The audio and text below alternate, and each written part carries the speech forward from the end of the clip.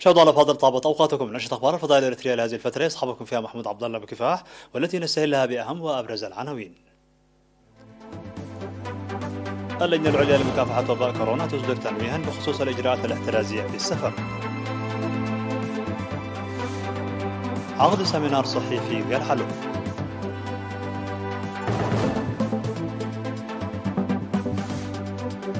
زيادة نسبة مشاركة الإناث في التعليم بعد قيح. الصين تتوعد تايوان بإجراءات صارمة. وروسيا تسحب 10,000 جندي من حدود أوكرانيا.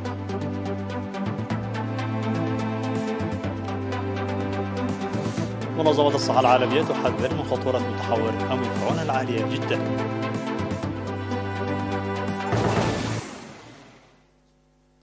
مرحبا بكم للعناوين إلى التفاصيل.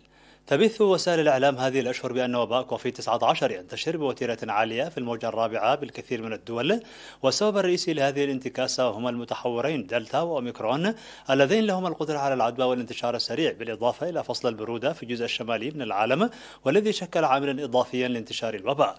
ولهذا فإن الإصابات بوباء كورونا ازدادت الأسبوع الماضي بنسبة 11% على المستوى العالمي، وتسجل بعض دول أوروبا وأمريكا من 150 ألف إلى 260 ألف إصابة جديدة يوميا، ليرتفع عدد الإصابات العامة بكوفيد-19 في العالم إلى 280 مليون.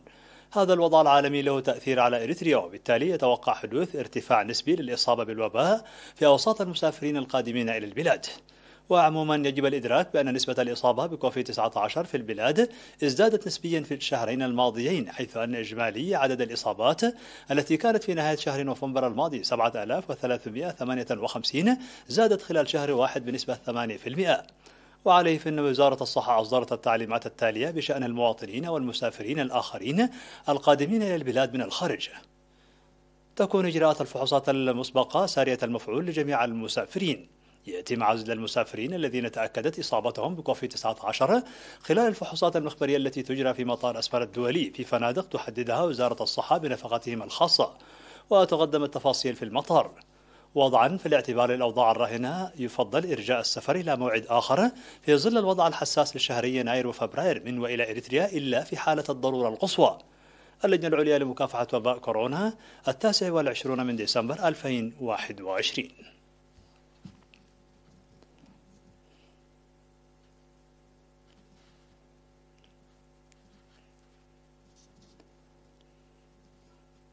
أعلنت وزارة الصحة بأن الفحوصات المخبرية التي أجريت اليوم في مراكز الفحص بالإقليمين الأوسط والجنوبي قد أظهرت إصابة 17 من المواطنين بفيروس كورونا، فقد ظهر 16 من الإصابات في الإقليم الأوسط، 2 في ميتمناي و2 في ججرة، وواحدة في كل من دم سنبل، و4 أسمرة وقشيت وعداق حموس ودعر قابلوس وعد سقدة وعداق عربي وبشاول ودكم حري ومصابان قادمان من مقركة ودباروة، وإصابة واحدة في عد خالة بالإقليم الجنوبي. في غضون ذلك توفي أحد مرضى وباء كورونا بالإقليم الأوسط يبلغ من العمر 74 عاما، وبهذا بلغ عدد المصابين بفيروس كورونا في البلاد حتى الآن 7948. شفي منهم 7711، وتوفي 74 مريضا، بما لا يزال 163 من المرضى يتلقون العلاج بالمستشفيات. وزارة الصحة 29 من ديسمبر 2021.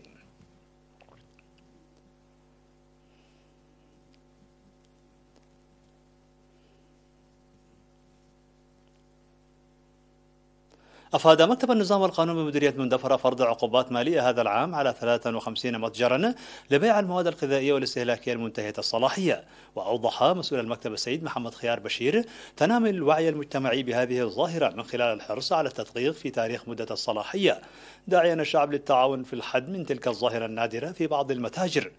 من جانبه أوضح مسؤول متابعة الأمراض المعدية وغير المعدية في مديرية مندفرة السيد يوسف سبهاتو بأن بعض التجار غير المسؤولين يقومون ببيع المواد الغذائية بعد تغيير مدة الصلاحية أو تغيير الحاويات، وعلى المشترين التأكد جيدا من هذه المواد والتعاون في تقديم مرتكبي تلك الجريمة أمام القانون.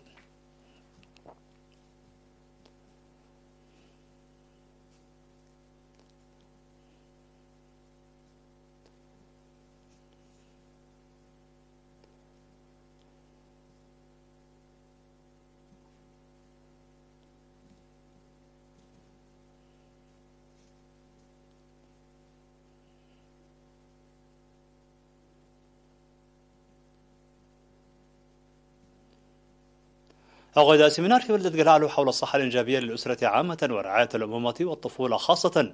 وتناول السيمينار الوعي الصحي للمجتمع وخاصة الأزواج في أهمية الإنجاب الصحي والمتابعة الصحية أثناء الحمل وبعد الولادة والولادة في المؤسسات الصحية والرعاية الصحية العاجلة ومحاربة العادات الضارة. وأوضح مسؤول الصحة الإنجابية في مكتب وزارة الصحة بإقليم شمال البحر الأحمر السيد موسى نور حسين بأن على الحوامل مراجعة المؤسسات الصحية 8 مرات على الأقل للحد من الوفيات بسبب عسر الولادة وارتفاع ضغط الدم والإجهاض بسبب الالتهابات والنزيف الذي يحصل أثناء الحمل والولادة وبعد الولادة. وذكر مسؤول التوعية والتوجيه السيد برهان المسجد بأن التبرع بالدم له دور هام في إنقاذ حياة الأم، داعيا للعمل الجاد من أجل زيادة عدد المتبرعين الطوعيين بالدم. وقال مدير مديرية قلعلو السيد محمود إبراهيم بأن رعاية الأمومة والطفولة جزء من رعاية المجتمع، وأن الوعي المتنامي هو نتاج الجهد المشترك للكادر الصحي والإدارات. ودعا المشاركون في السمينار لبناء غرف انتظار الحوامل في كل المؤسسات الصحية وتعزيز دور إدارات الضواحي وبناء المؤسسات الصحية في أماكن تجمع السكان والقيام بالمتابعة الجادة لولادة الحوامل في المؤسسات الصحية.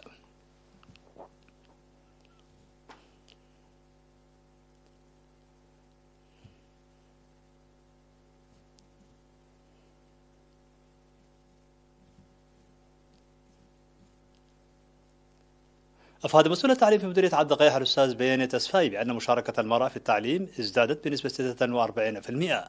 وأوضح بأن ارتفاع نسبة المشاركة هي في أغلب المدارس إلا أنها لا تزال متدنية في مدارس المنحدرات الشرقية، داعيا أولياء الأمور لبذل الجهود من أجل رفع مشاركة الإناث في التعليم إلى جانب الجهود الجارية لحل أوجه القصور في البنى التحتية المدرسية.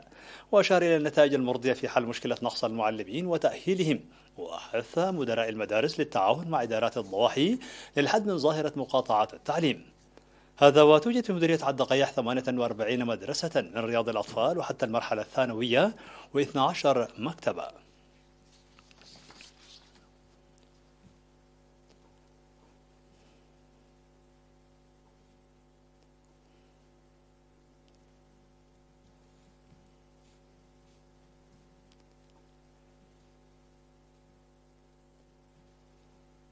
نظم الاتحاد الوطني للشباب والطلبة في مديرية غردات بالتعاون مع قسم التنظيم في فرع الاتحاد بإقليم القاش بركة نظم دورة تدريبية للشباب العامل في مجالات الإدارة والقيادة. وهدفت الدورة التدريبية إلى توسيع مدارك الشباب العامل في الإدارة والقيادة وتعزيز مساهمتهم في مواقع العمل. وقال مسؤول الاتحاد الوطني للشباب والطلبة في مديرية غردات الشاب ميرون جبريهويت بأن التأهيل يساعد الشباب في تطورهم وزيادة فعالية أعمالهم. ومن جهته أشاد مدير مديرية غردات السيد إساق طعوم بمبادرات الاتحاد الوطني للشباب والطلبة في تنمية قدرات الشباب.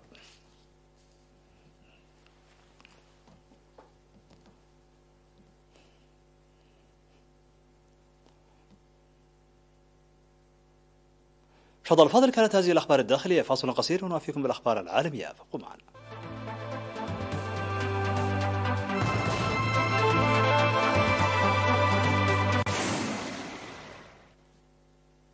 مرحبا بكم. على الصعيد العالمي، أعلنت الصين بأنها ستتخذ إجراءات صارمة وجذرية في حال اتجاه تايوان للاستغلال بمساعدة أجنبية. وحسب وكالة رويترز للأنباء، حذر مسؤول في بكين من أن الصين ستتخذ إجراءات جذرية إذا اتخذت تايوان خطوات نحو الاستغلال، مضيفا بأن الاستفزازات الأخيرة والتدخل الخارجي قد يتزايدان العام المقبل. وقال المتحدث باسم مكتب شؤون تايوان في الصين ماشيواو وانغ أن بكين مستعدة لبذل قصارى جهدها للسعي لإعادة التوحيد السلمي مع تايوان، لكنها ستتصرف إذا تم تجاوز أي خطوط حمراء بشأن الاستغلال. وأشار إلى أن الأشهر المقبلة قد تشهد زيادة في حدة استفزازات القوى المؤيدة للاستغلال وكذلك التدخل الخارجي. هذا وتعتبر الصين تايوان جزءا من أراضيها، وكثفت خلال العامين الماضيين الضغوط العسكرية والدبلوماسية لتأكيد مطالبها بالسيادة على الجزيرة، مما أثار الغضب في تايبي والقلق في واشنطن.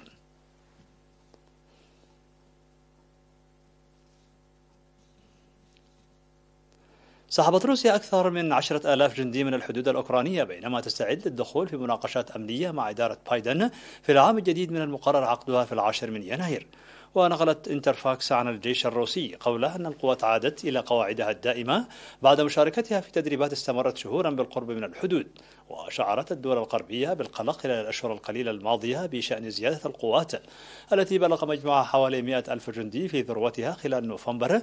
وبدأت بعض الدول في التحذير من أن روسيا قد تكون في منتصف الاستعداد لغزو أوكرانيا بطريقة مماثلة لضمها لشبه جزيرة القرم في العام 2014. هذا وأمرت الولايات المتحدة الأمريكية حامل الطائرات USS هاري ترومان بالبقاء في البحر المتوسط في محاولة لطمأنة حلفائها الأوروبيين وسط مخاوف من غزو روسي محتمل لأوكرانيا. وتأتي هذه الخطوة على الرغم من اتفاق الولايات المتحدة الأمريكية وروسيا على إجراء محادثات تتناول أمن أوروبا والأزمة الأوكرانية في 10 من يناير المقبل في جنيف.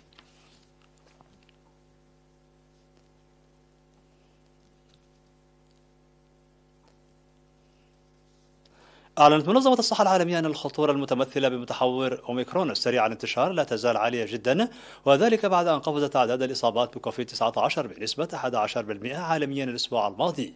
وقالت المنظمة في تحديثها الأسبوعي حول كوفيد-19 أن أوميكرون وراء ارتفاع الإصابات في العديد من البلدان بما في ذلك تلك التي تجاوزت متحور دلتا المهيمن سابقا.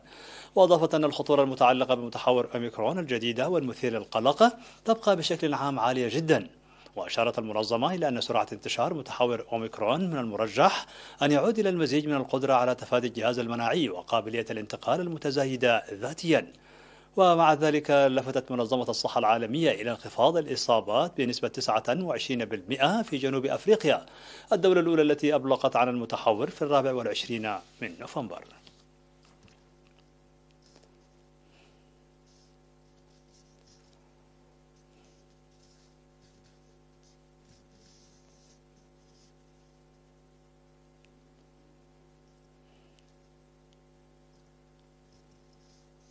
في الخبر الأخير، نجحت مصر من خلال تقنية الأشعة المقطعية الرقمية في الكشف عن أسرار مومياء الفرعون المعروف أمنحتب الأول التي اكتشفت العام 1881، وذلك من دون الإخلال بقناعها الجنائزي. واكتشف الباحثون من خلال الصور الرقمية الثلاثية الأبعاد المتطورة تقنيات جديدة واستخدمت في تحنيط الفرعون الذي يعود تاريخ حكمه إلى أكثر من 1500 سنة قبل الميلاد. وأفادت وزارة السياحة والآثار في بيان أن الأستاذ في علم الأشعة بجامعة القاهرة سحر سليم وعالم المصريات وزير الآثار السابق زاهي حواس قاد البحث. وتابع أن الدراسة كشفت للمرة الأولى عن وجه الفرعون وعمره وحالته الصحية، بالإضافة إلى الكثير من أسرار تحنيط المومياء وإعادة دفنها. وأكد التحليل أن أمنحتب الأول كان أول فرعون يحنط مع وضعية تقاطع الساعدين على جسده، وآخر فرعون لم يزل مخه من الجمجمة.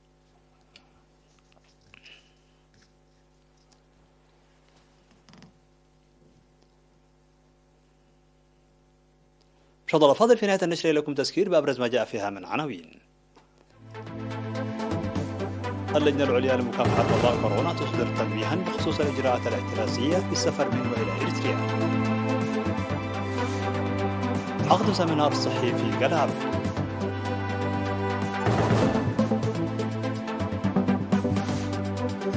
زيادة نسبة مشاركة الإناث في التعليم بالدقية.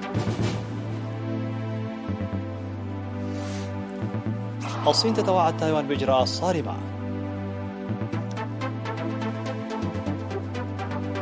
وروسيا تسحب 10,000 جندي من حدود أوكرانيا.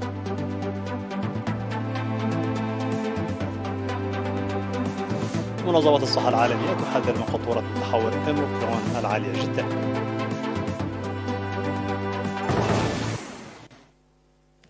شاء الله فاضل بهذا نكون قد وصلنا بكم إلى نهاية النشرة. شكرا على حسن المتابعة، دمتم بألف خير.